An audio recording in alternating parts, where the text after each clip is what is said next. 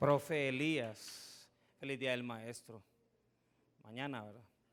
Feliz día del maestro a todos los maestros, ¿verdad? Que tienen esa gloriosa, no solamente obra, sino que vocación de enseñarle a la gente y que se está perdiendo, ¿verdad? Eso de esa vocación tan preciosa, ¿verdad? Se está perdiendo. Pero bueno, ahí vamos. Yo creo que hoy a pura computadora, eso es los profesores de hoy, las tablets, los celulares, eso es lo que está educando a la gente. Mal, ¿verdad? Por supuesto.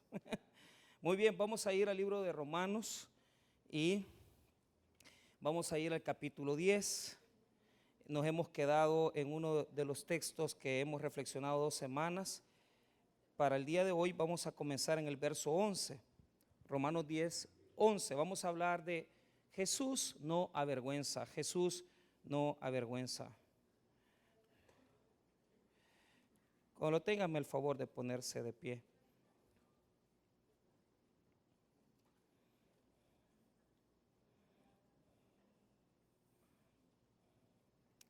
Muy bien. Vamos a ver en este sermón, en esta reflexión, en esta enseñanza, cómo el cristianismo entró en el entendimiento de que en la persona de Jesús, en la persona de Jesucristo, se manifestaba el Dios del Antiguo Testamento. Entonces, es bien interesante en el sentido de que nosotros, una de las doctrinas que forman parte de nuestros fundamentos cristianos es la Trinidad.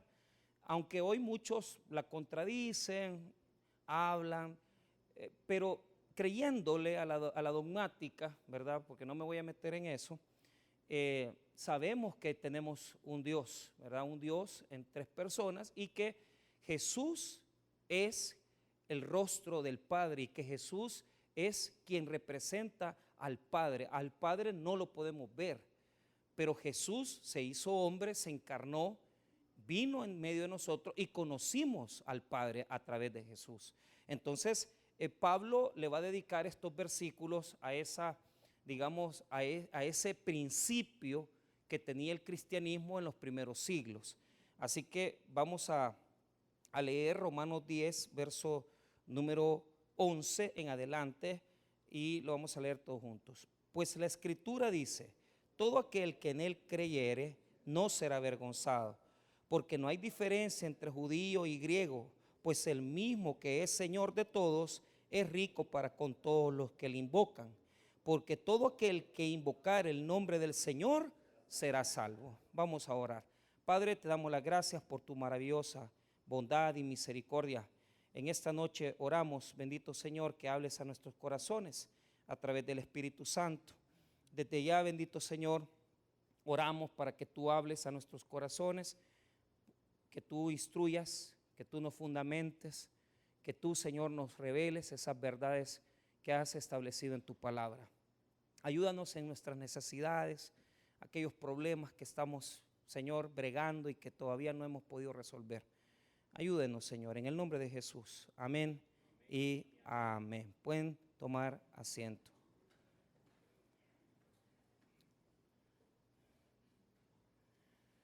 Muy bien.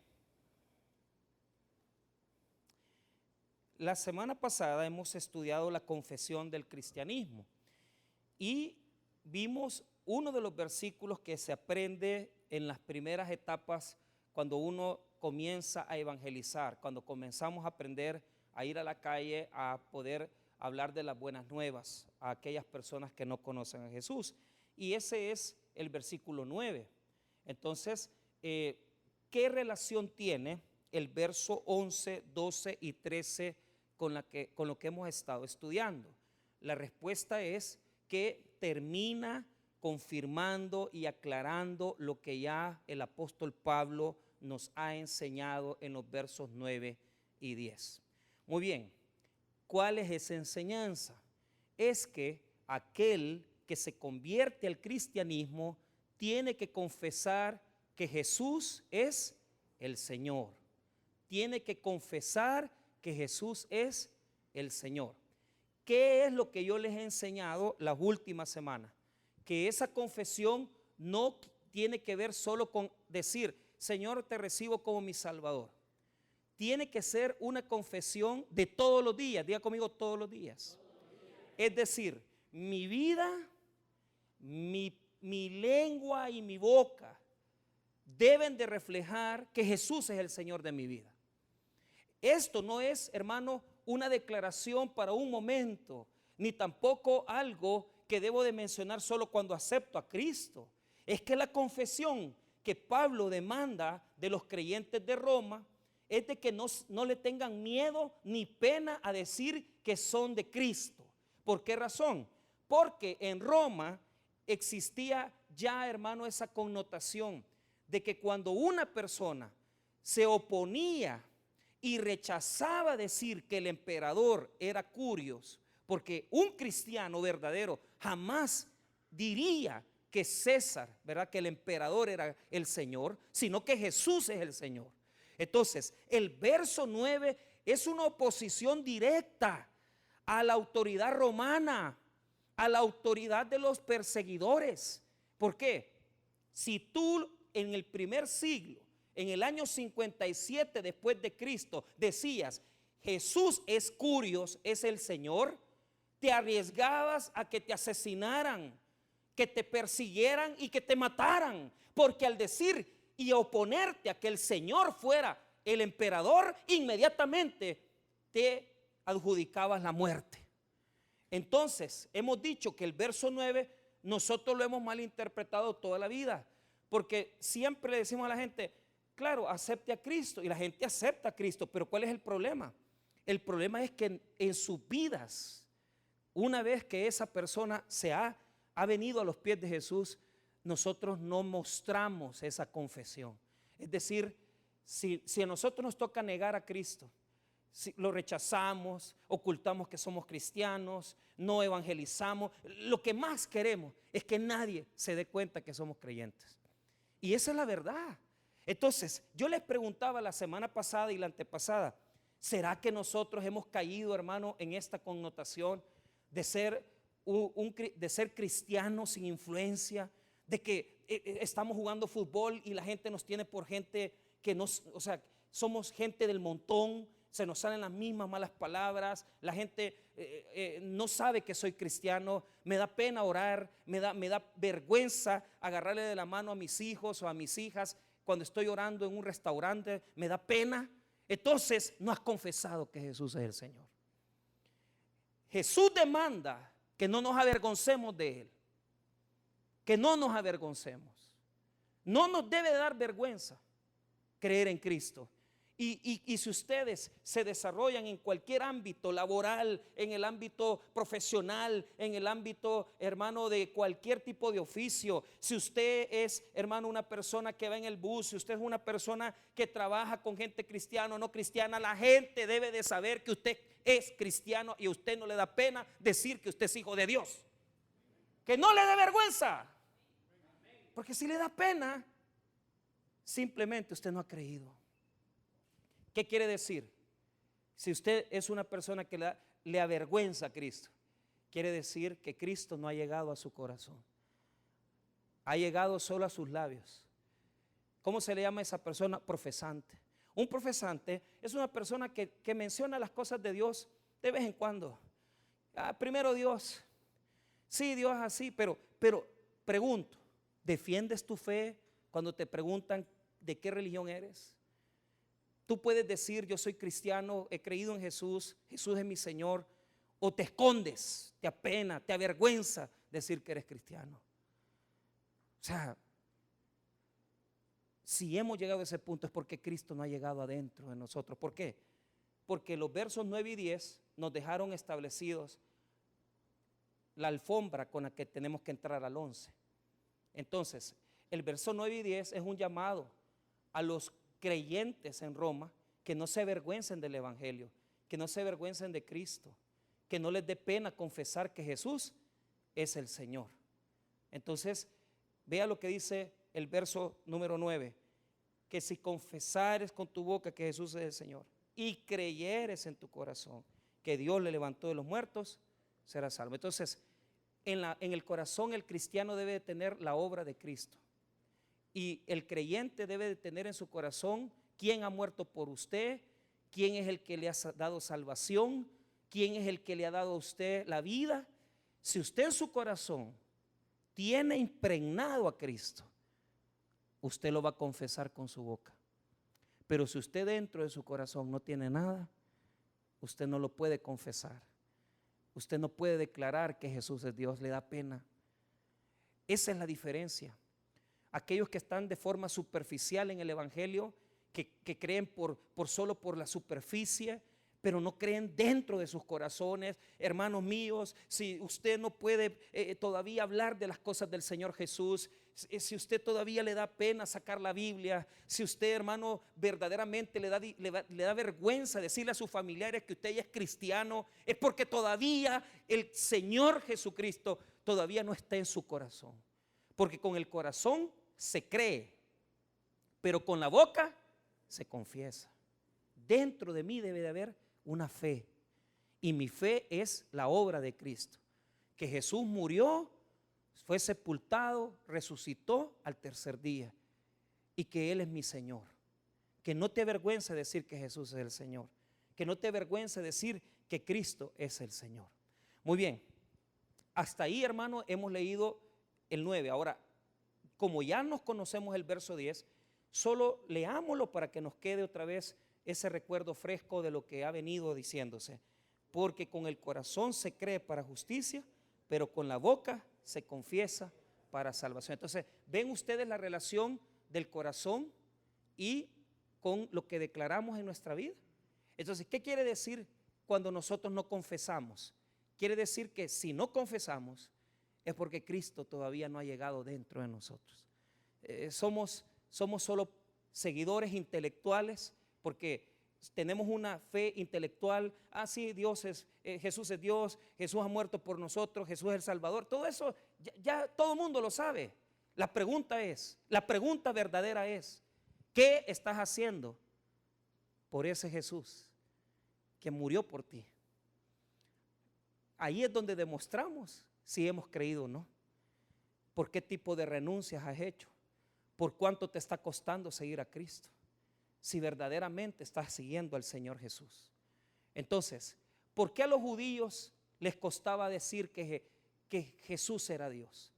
Porque ellos tenían a un Dios del Antiguo Testamento, y ellos, hermanos, no podían comprender cómo Jesús era Dios. Ellos decían, no es posible. ¿Por qué? Lo que más al judío, lo que el judío no entendía, lo que el judío no discernía, es que Jesús muriera en la cruz. ¿Por qué? Porque el judío en el Antiguo Testamento, en el libro de Deuteronomio, se establece que todo aquel que muere en el madero es maldito. Entonces, al morir Jesús en la cruz, para un judío, inmediatamente relacionaba Deuteronomio y decía, el que muere en el madero tiene maldición. Entonces, Jesús no puede ser verdaderamente Dios. Pero ojo con esto. Jesús murió en una cruz, avergonzado, acusado, enjuiciado por nosotros. Respuesta, sí. Pero ¿cuál es la diferencia? Murió y resucitó al tercer día. Entonces no es lo mismo. ¿Por qué? No puede tener, hermanos míos, no puede tener Jesús la maldición. No pudo haber llevado la maldición del pecado si no moría por nosotros. Tenía que morir por nosotros. Pero la diferencia es que el Padre resucitó a su Hijo a través de un tremendo poder que se manifestó en la resurrección. Porque cuando Cristo estuvo en la sepultura al tercer día, el poder, porque la Biblia dice que el poder de Dios y Jesucristo mismo, y por la obra del Espíritu, fue resucitado. ¿Se imaginan ustedes el poder que hubo para resucitar a Jesús? Imagínense el poder que se desató en la sepultura. Entonces, como Jesús fue resucitado, no debe de avergonzarnos, no debe de darnos vergüenza predicar el evangelio.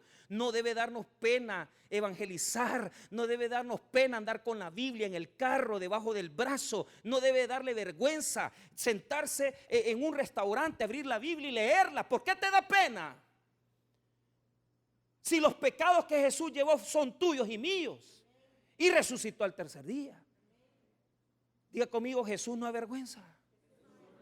Que no te dé pena, porque es necesario confesar. Ahora, vea usted la vergüenza del judío. ¿Por qué los judíos veían en Jesús esa cruz? La veían con ese estigma de que Jesús había muerto en el madero, y eso era una maldición en el mundo judío. Vea lo que dice Primera de Corintios, capítulo 1. Y esto lo hemos estudiado algunas veces. Mire lo que dice Primera de Corintios, capítulo 1, versículo número 18.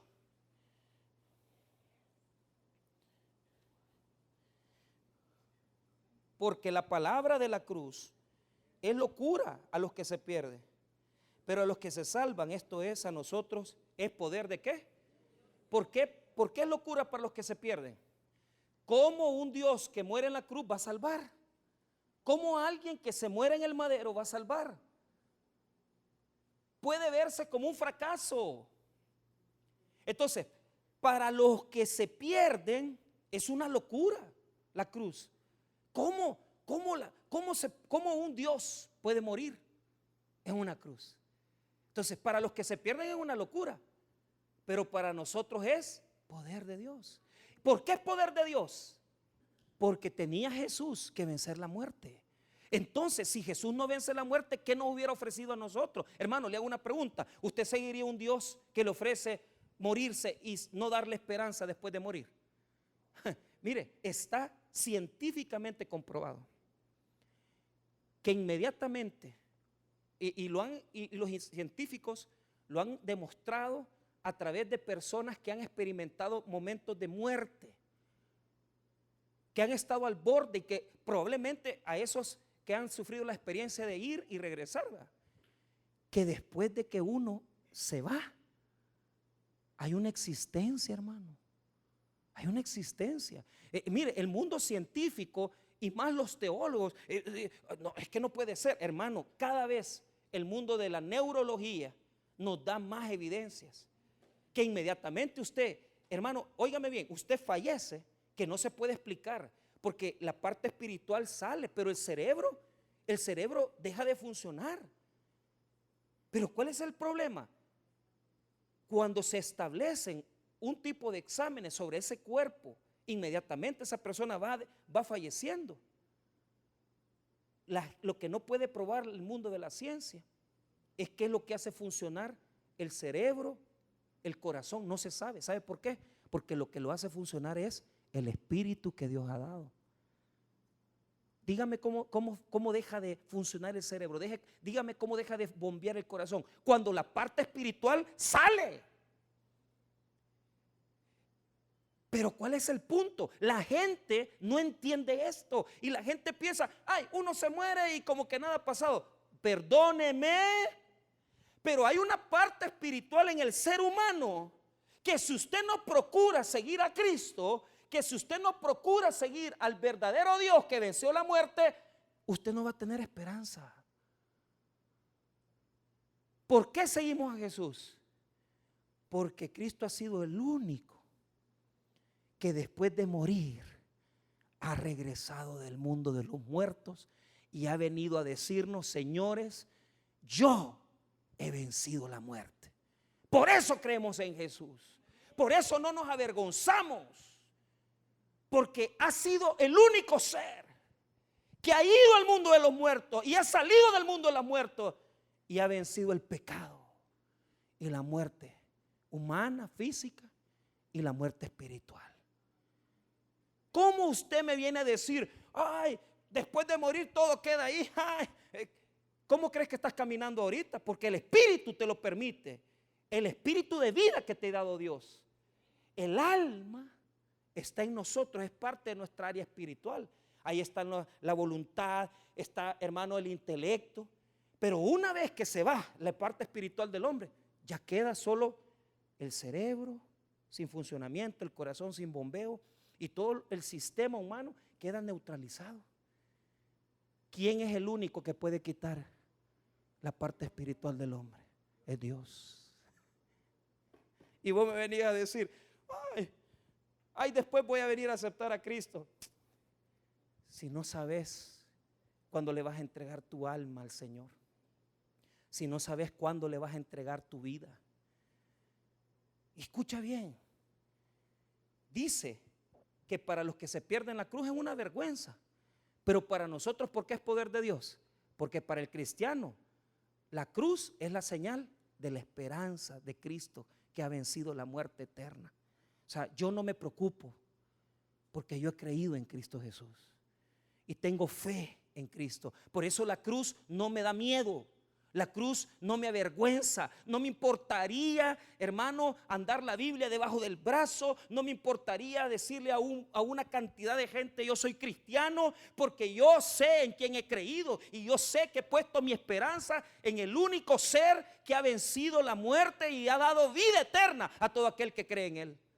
Por eso no me avergüenzo del evangelio. Por eso no me voy a ocultar. Voy a predicar en buses, voy a predicar en hospitales, voy a predicar en penales, voy a predicar en la calle, voy a predicar en el centro, en la calle. No me importa. Mi primer púlpito fue un bus. Y desde mis 18 años yo nunca me he avergonzado del evangelio. Y no me importaría decirle al mundo: soy cristiano. Porque yo sé que Cristo ha vencido la muerte. Por eso nos enorgullecemos de Jesús. Por eso vivimos para Él. Por eso le adoramos, le exaltamos. Porque si fuera un Dios muerto, si fuera una figura, si fuera una imagen, yo no viviría para Él. Pero como Cristo vive, tengo que vivir para Él. Tengo que servirle a Él. Y como lo veo, todos los días veo sus bendiciones, sus misericordias en mi vida. Ahora note esto. Continuamos la lectura de 1 Corintios 1:19. Mire, pues está escrito: destruiré la sabiduría de los sabios y desecharé el entendimiento de los entendidos. ¿Dónde está el sabio? ¿Dónde está el escriba? ¿Dónde está el disputador de este siglo? ¿No ha enloquecido Dios la sabiduría del mundo? Pues ya que en la sabiduría de Dios el mundo no conoció a Dios, mediante la sabiduría agradó a Dios salvar a los creyentes por la locura de la predicación. Porque los judíos piden señales y los griegos buscan sabiduría. Pero nosotros predicamos a Cristo crucificado, para los judíos ciertamente tropezadero y para los gentiles locura. Mire lo que dice: para los judíos es tropezadero. ¿Por qué? Porque en el mundo judío, ¿cómo vamos a creer en un Dios muerto? Entonces, ellos no lo comprenden. Entonces los judíos dicen: no, Jesús no puede ser Dios. Jesús no puede ser el verdadero Dios, porque los dioses no mueren. Es que no entendían que se necesitaba la muerte de un justo para poder salvar a todos los injustos. Es que no lo comprenden. Por eso es que la sabiduría es avergonzada, porque el judío, con todo el conocimiento que tiene del Antiguo Testamento, no entiende que Jesús es Dios. Entonces para los judíos es tropezadero. Diga conmigo: tropezadero. Entonces les da pena decir: nuestro Dios murió en una cruz. ¿Por qué les va a dar pena? Les da pena por la maldición de Deuteronomio. Maldito aquel que muriera en un madero. No lo pueden asimilar, no lo comprenden. Entonces cuando lo quieren explicar, no lo pueden explicar, no pueden entender. Y eso es lo que Pablo está diciendo, que por eso no tenemos que tener vergüenza de confesar. O sea, a quien le pregunte, usted tiene que decirle: yo soy cristiano, yo soy evangélico. O sea, a quien le diga: mire, es que yo leo la Biblia, hombre, es que yo me congrego. ¿Y por qué les da pena decir eso, pues? ¿Por qué les da pena decir que vienen al Taber? Que no saben que Jesús dice que si lo negamos ante los hombres, Él nos va a negar ante Dios.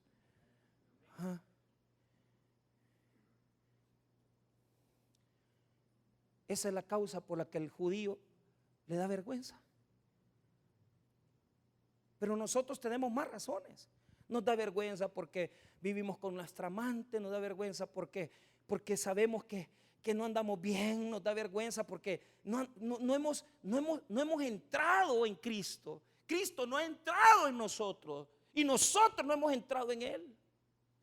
Porque si usted entrara en Cristo y Cristo entrara en usted, usted viviera de otra forma, porque usted se maravillaría de las bendiciones, de la providencia, de la benignidad, de la misericordia, de la bondad, de la belleza de su Dios. Usted no lo negaría. Pero no hemos entrado. Regrese conmigo a Romanos 10 y vea cómo vamos a avanzar en la lectura. Esta es la introducción del verso 11. Entonces Pablo dice que si confesares con tu boca que Jesús es el Señor y creyeres en tu corazón que Dios le levantó de los muertos, serás salvo. Porque con el corazón se cree y con la boca se confiesa. Ahí está la relación. Tenemos que ser coherentes. Si yo creo algo en mi corazón, tengo que afirmarlo, tengo que defenderlo, tengo que estimarlo, tengo que afirmarlo siempre. ¿Por qué voy a negar que estoy casado? Si tengo el anillo de casado, tengo la vida miserable de los casados. No puedo negarlo. Pero y usted está casado. Fíjese que sí, pero ya no duermo con ella, ya estoy. Duermo en cama separada, duermo en la cama a la par de ella. Y no le plancha. Fíjese que no me plancha. Pues yo lo voy a planchar. Yo le voy a planchar. ¿Por qué andan negando lo que hacen? ¿Por qué niegan que vienen a la iglesia?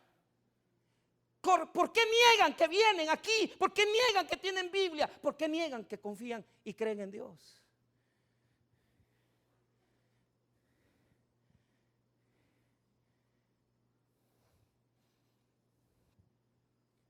No hay firmeza de fe. No hay firmeza de fe. ¿Usted sabe cuáles eran los exámenes del pastor José Luis Cuadrón cuando yo estudié teología? Nos llevaba al cafetalón y el examen era el examen de no me acuerdo qué teología, no me acuerdo. Era evangelismo, no me acuerdo. Pero decía, vos te vas a ir con Jeffrey y estaban jugando fútbol y quiero que agarren la pelota y que detengan el partido. ¿Qué? ¿Usted quiere que nos linchen? ¿Usted quiere que nos maten? ¿Te da vergüenza Cristo? ¿Te da vergüenza el Señor? Y ahí íbamos los dos a Dundeco. Entonces, mire hermano, se hacía un degenere. Porque nosotros nos metíamos y agarramos la pelota. Les queremos dar un mensaje de Cristo. Y fíjese que la gente cuando nos veía que éramos hipotes todavía, imagínense que teníamos 19 años, ¿verdad? Si éramos pollitos, ¿verdad? Y bonitos los dos, ¿verdad? Aquel y yo. Y hoy qué hermano, ya no queda nada de eso. Pero mire, la gente nos oía, fíjese. La gente nos oía. Fíjese que subíamos al hijo del pastor fundador Ari López Bertrán, al hijo menor. Y le decía, mira Jeffrey, llevamos a Ari, llevémoslo, a este le hacen caso. Hermano, Ari tenía 12 años. Y la gente cuando lo veía que era gordito y que estaba y pequeño, decía, le oían la gente en el bus. Y yo me acuerdo que era un estilo de vida donde no nos daba pena. Conforme uno va creando aquellas barreras, como por ejemplo las personas se gradúan, saca un título, comienza a tener un poquito más de plata, tiene profesión, una esposa, como que eso lo va matando a uno, ¿verdad? Y aquel niño tierno que no le daba vergüenza decir de quién era hijo, como que se va perdiendo esa fe, porque nos vamos llenando de un estilo de vida tan golpeado. Venimos de tantas cosas que a veces hasta vergüenza da. A ver, que he estado con una pareja, me dejé, me volví a meter con otra persona, estoy creando hijos de alguien más, y como que todo ese bagaje como que va enterrando lo que fuimos en el cristianismo. lo bonito, lo tiernito que éramos. Y ahora que ya estamos golpeados, que tanta experiencia, ay no, hay que lo haga otro más, ¿verdad? Porque ya viene más gente a la iglesia, entonces viene gente nueva, que lo hagan los nuevos. Si los que tenemos más años en el cristianismo, tendríamos que estar más locos por Jesús. Tendríamos que estar más, pero sobados. ¿Ah? Mire, y esa es la locura. Por eso hacemos desayunos, por eso hacemos eventos, por eso hacemos todo. La gente dice, ¿están locos? Sí, estamos locos, pero locos por Jesús. No nos importa lo que piense la gente. No nos avergonzamos del evangelio. Así deberíamos de ser, tiernitos todos. Mantener esa ternura del corazón, que si el Señor nos dice, anda a ganar almas, anda a evangelizar, anda al centro, párate en un parque. Fíjate que hoy que andaba en el centro comprando los regalos del Día del Padre, le dije al pastor Edwin, mira, le dije yo, ¿sabes que cuando yo era joven de 22 años, sabes que estaba sacando mi segundo año de universidad, tercer año, perdón?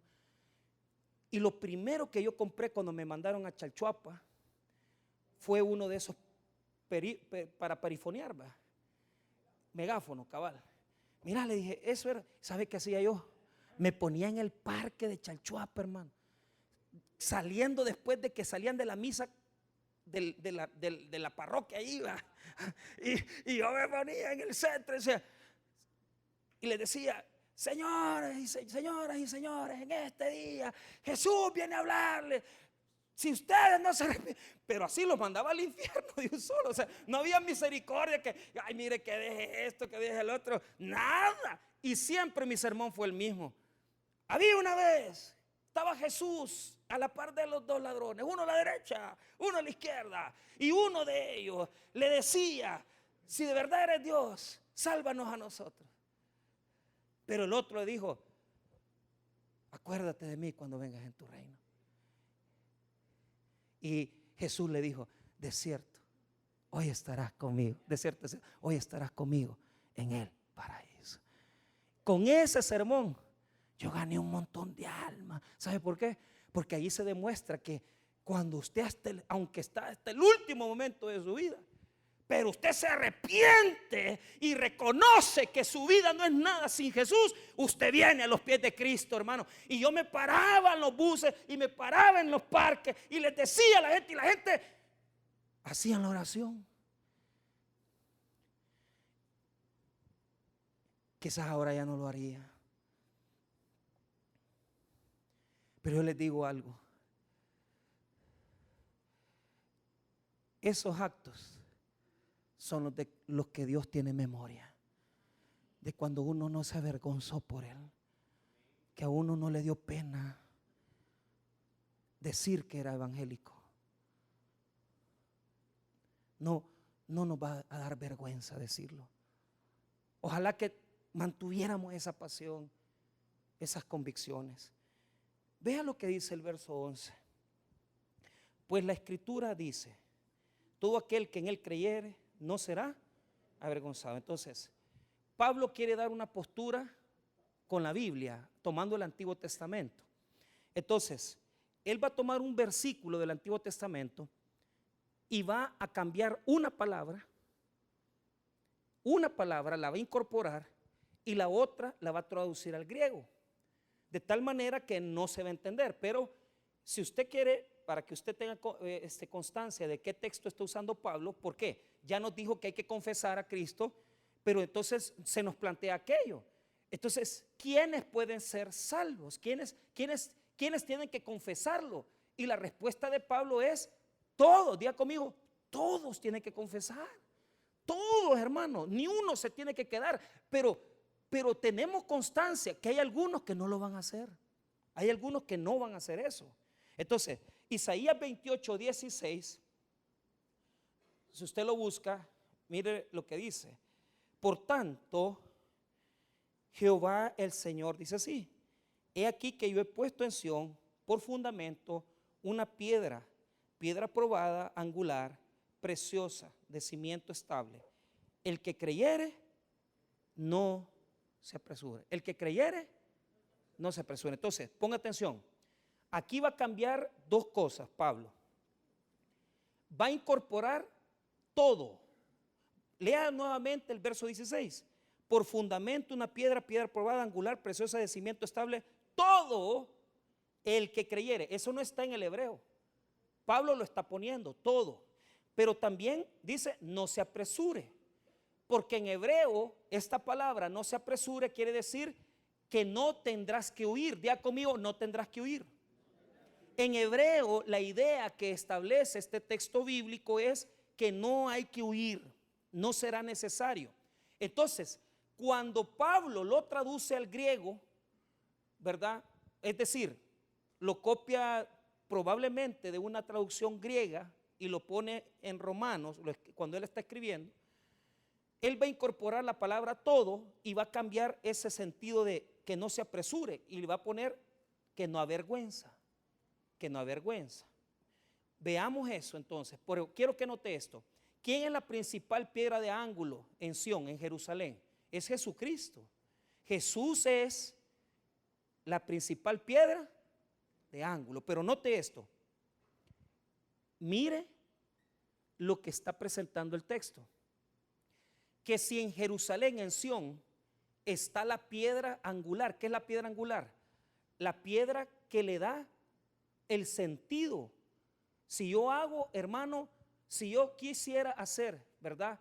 Una, digamos, una pequeña, se llama, ¿cómo se le llama a donde se incorporan las puertas, ¿verdad? Digamos, a una circunferencia, a una, ¿cómo se llama? Mocheta. Esa mocheta debe tener, en la antigüedad se ocupaba una piedra para que le dé, hermano, la fijeza a todo ese marco de la puerta. Entonces, digamos que la piedra angular fuera la que estuviera en el centro, dándole sentido a todo. Entonces, quiero que note esto.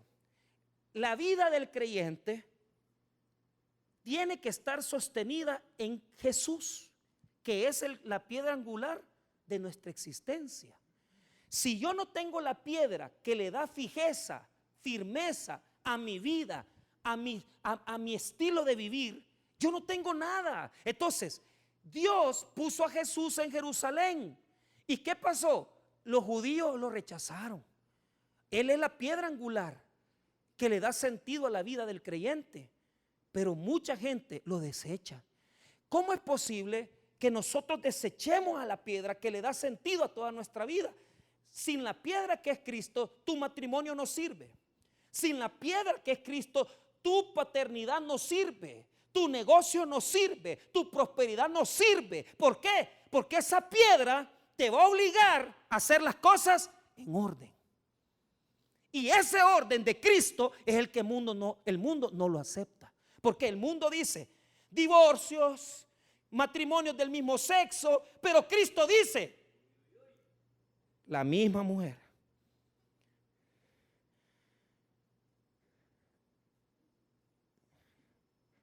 Cristo dice, varón y hembra los creó.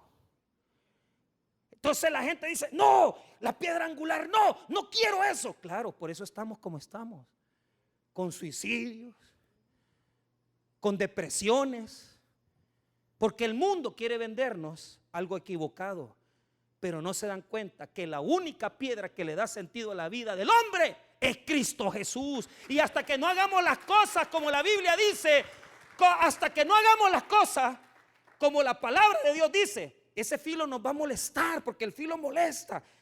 No dejes tu mujer, molesta. Pero hay que hacerlo, porque si le hacemos caso a la piedra angular, nuestro edificio, nuestra vida no va a caerse, no va a ser destruida.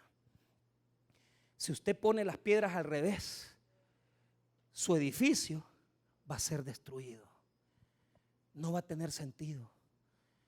Entonces, Isaías nos dice que la principal piedra de ángulo es el Señor, pero la gente lo ha desechado. Ahora, el tono que yo quiero que note de Pablo es que le da fuerza a la última parte del versículo, porque dice, mire lo que dice, el que creyere no se apresure, dice Isaías 28:16. Ahora, veamos cómo lo puso Pablo, Romanos 10:11. Romanos 10:11, vamos a ver. Pablo dice, todo el que cree en esa piedra angular no será avergonzado. Vea el versículo 11. Pues la escritura dice, todo aquel, allí está incorporando todo, diga conmigo todo. Todo aquel que en él creyere no será avergonzado. Pero mire el énfasis de creer, diga conmigo creer. ¿Con qué se cree? ¿Con qué se cree? El énfasis está dentro de nosotros. El cristiano debe de ser honesto, debemos de ser sinceros y preguntarnos si verdaderamente hemos creído dentro de nosotros en este Señor Jesús. Si verdaderamente creemos que Él es Dios. Porque si hemos creído en nuestro corazón, no seremos, pero note esto, ¿en qué sentido está hablando de la vergüenza? No está hablando de una vergüenza, sí se aplica a lo humano hoy, pero ¿sabe qué está diciendo? Diga conmigo, el juicio final. Cuando usted con su vida no ha negado a Cristo, sino que lo ha enseñado, lo ha practicado, lo ha declarado, lo ha predicado, ha evangelizado, ha servido, ha enseñado. Cuando estés en el juicio, no vas a ser avergonzado. Es decir, no vas a salir huyendo. Pero hay gente que va a salir, ¿ves? Toda la vida le has huido a Jesús. ¿Para qué voy a ir a la iglesia? Voy a tener que arreglar mi vida. Hasta en el juicio vas a huir. Pero los que hemos creído que Jesús es el Señor, no tenemos de qué avergonzarnos. ¿Por qué? Porque cuando estemos frente a la presencia del Señor, podremos decir que no le negamos en este mundo. Si usted ha negado a Jesús, usted tiene un tremendo problema. Vaya conmigo a Primera de Juan. Usted ha negado a Jesús, preocúpese porque va a salir huyendo. No va a poder enfrentar al Señor.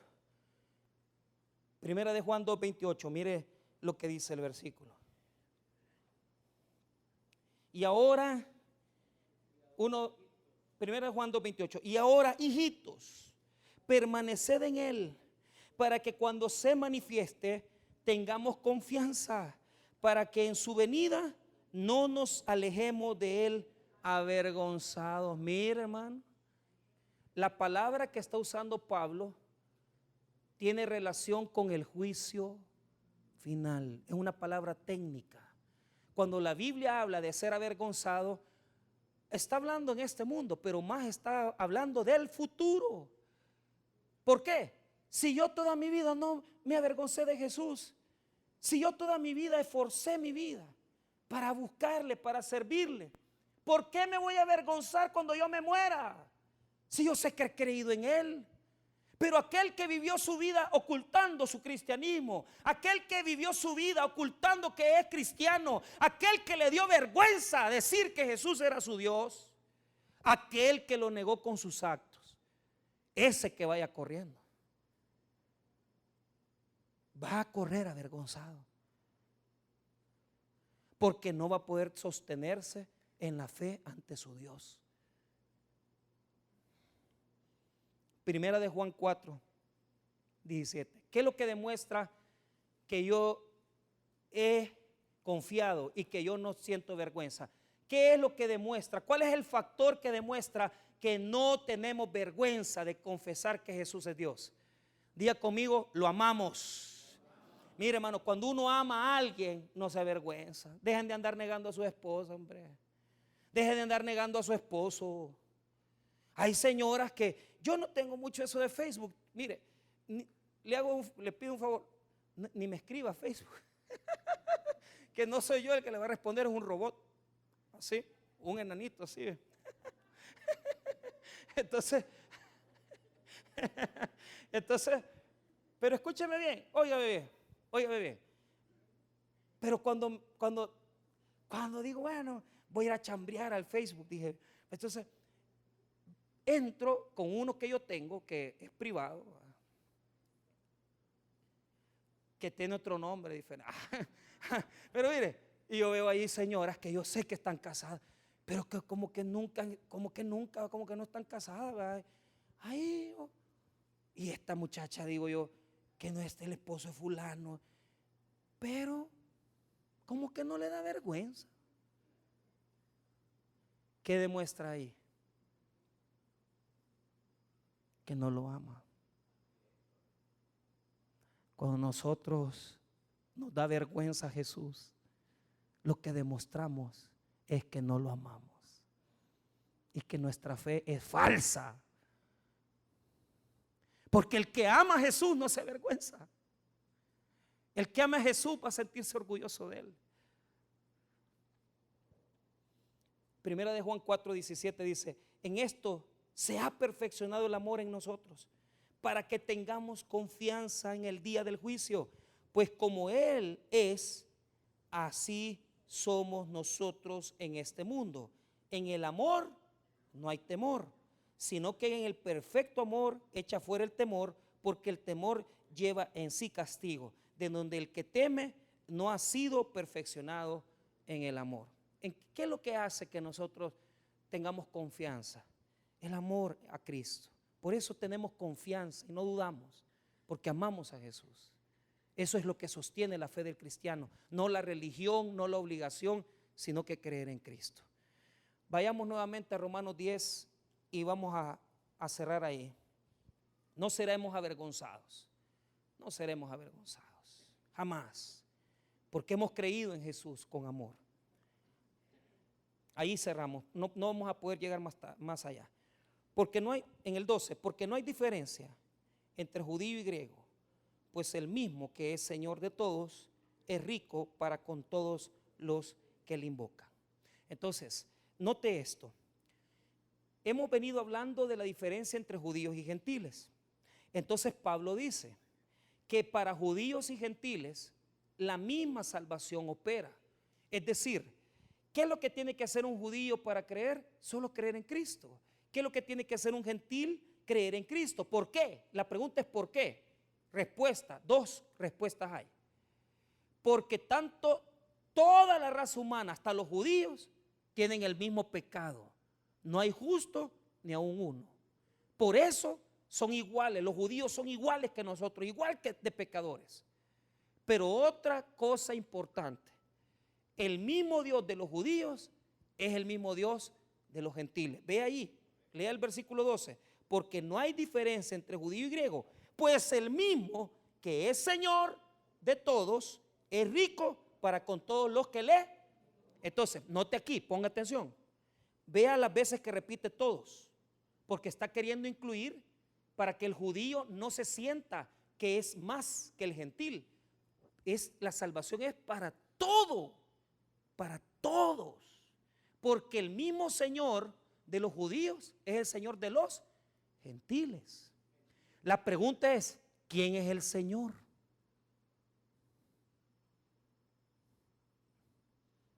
¿Quién es el Señor? Ahí está la cosa. Cuando a usted le dicen, el mismo Dios de todas las religiones, ¡momento!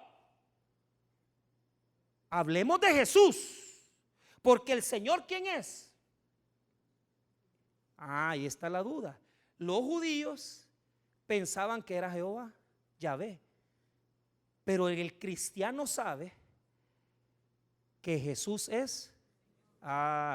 ¿Qué quiere decir eso? Que Jesús es el Dios del Antiguo Testamento encarnado.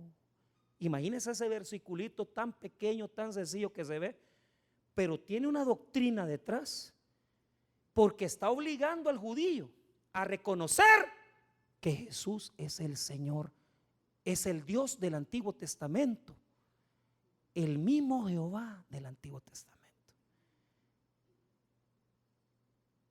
Hermanos, Jesús es Dios hecho hombre, y por eso Él es el Señor. Por eso cuando usted ora, mire, yo respeto mucho porque la gente dice el Señor, es que, pero ¿quién es el Señor? Este versículo no se está refiriendo a Dios Padre, se está refiriendo a Jesús, quien ha recibido el título de Curios, como Señor de todas las cosas a través de su muerte y su resurrección. Entonces, cuando nos referimos a Jesús, usted puede referirse a Jesús como Jesucristo, pero puede más darle una connotación de Señor y Dios. Para que un judío dijera Jesús es Señor, tenía que haber creído, porque toda su vida leyó el Antiguo Testamento y dijo Jehová es Dios. Pues ahora Jesús es el Señor. Note eso, vuelva a leer el 12, porque no hay diferencia entre judío y griego, pues el mismo que es Señor de todos es rico para con todos los que lee. ¿Qué quiere decir? Que cuando invoca un judío y un gentil no es el mismo Jesús, pues. Jesús es el Señor de los judíos y los gentiles. Y cuando dicen el mismo Dios es el Dios de todas las religiones, es falso, porque el único verdadero Dios es Jesús, el Señor, el que murió por mí, el que llevó mis pecados, el que resucitó al tercer día y el que está sentado a la diestra del Padre. No todos los dioses son los dioses de las religiones. El único Dios verdadero es Jesucristo el Señor. Que te quede claro, que te quede claro. No te avergüences, Jesús, no te avergüences del Señor. Solo Jesús es Dios, porque Él mismo ha dicho, y la palabra de Dios dice en 1 Timoteo 2:5, porque hay un solo Dios y un solo mediador entre Dios y los hombres, Jesucristo hombre. Cuando alguien le dice el creador, ese tiene pena de decir quién es Dios. El Dios de todos, ese es ecuménico.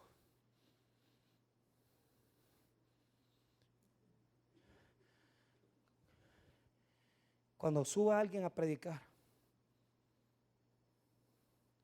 pregúntele, ¿tú crees que Jesús es el Señor? Porque aquí se han subido gentes que no creen que Jesús es el Señor. Y ustedes han aplaudido. Porque es bien fácil engañar a la gente con 3 gritos y un aleluya. Pero usted tiene que analizar lo que esa persona dice. Y si lo que le está vendiendo es un Jesús humano que pasó allá en Jerusalén, que se murió un carpintero, ese no está predicando al Señor. Y si lo que está diciendo el creador, el eterno, Jesús es el Señor. Jesús es el Señor en tu vida.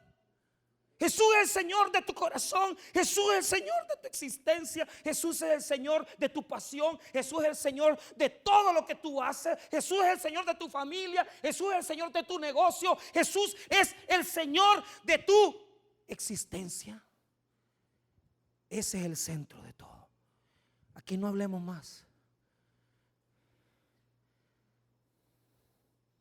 Jesús es Dios eterno del Antiguo Testamento, hecho hombre, habitando en medio de nosotros. Y Él es el Señor. No se confundan. El Señor, Jesús. Y cerramos. 13. Porque todo aquel que invocar el nombre del Señor. Pero esa es una cita de Joel. Cierre, rápido, vaya a Joel 2. Joel 2, ni modo, démosle, terminemos. En el Antiguo Testamento solo se invocaba a Dios Padre. Joel 2, 32. Joel 2:32, ¿lo tiene? Joel 2:32. Isaías, Jeremías, Lamentaciones, Ezequiel, Daniel, Oseas, Joel. Amén. Joel 2:32. Y todo aquel que invocar el nombre de ¿quién? ¿De quién? De Jehová será salvo. En él, porque en él, monte de Sión y en Jerusalén habrá salvación. Todo ha dicho Jehová, y entre el remanente el cual él habrá llamado. Note ahí, y todo aquel que invocar el nombre de ¿quién? Ahora pase conmigo a Romanos 10:13. Porque todo aquel que invocar el nombre de ¿quién? ¿A quién se está refiriendo? A Jesús. El Dios del Antiguo. Pablo está diciendo, judíos, el Dios Yahvé del Antiguo Testamento es Jesús. Es Dios hecho carne. Si lo invocan, cualquiera de ustedes será salvo. Y no le va a negar la salvación a nadie. La pregunta es, ¿quién tendrá la fe para invocar a Jesús? Los judíos, muy difícil.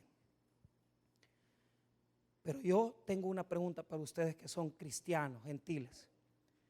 ¿Tienen ustedes, han tenido la fe de invocar el nombre de Jesús, del Señor? Viven así, comemos así, existimos así. Yo tengo mis propias luchas, pero yo le voy a decir algo. No se preocupe si no lo logra, pero si usted está luchando, ahí es el camino donde Dios quiere que hagamos el esfuerzo. Luchemos para que Jesús sea el Señor de nuestra vida. Y no nos avergoncemos, porque Él nos ha dado vida y vida en abundancia. Vamos a orar. Padre.